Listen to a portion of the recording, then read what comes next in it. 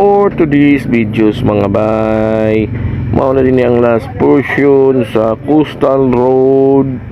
Mao na din duol na jud kayo, hapit na jud masangko or nasangko na siya, pero ang iyang dike is wala pa gyud na trabaho, no, kay pa dito sa may San Juan dapit ang nahuman. Pero kaning portion is nana ni diri sa Jerome. Sa Jerome din siya last malusot ang Coastal.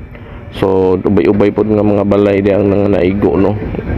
Nabayaran na po daw na sila. Hindi mo na ninyo ang last portion mga amigo, mga bay. O mao na ni siya diri, daghan na kayo pero namingwit, no. Pero kani ginabawalan yun ni siya diri nung magtungtungan ng mga bato, kay delikado jud kayo, kay mga tagak, mga ligid na pag yun ang ligo. So dool lang din kayo ni siya sa swila dito. Oto swila nga tagas nga building, mga swila.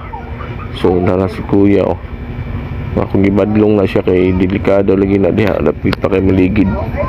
Mao ni siyang portion sa atuang Coastal Road diri sa Dakbayan sa Davao.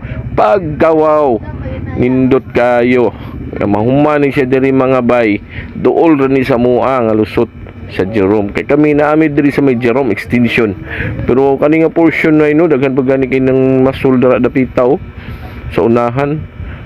Hanap gyud nag-date pa diha. So abanti taga may diri, bantita mo na diri ang area sa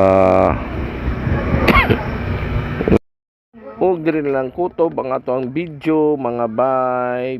Goodbye.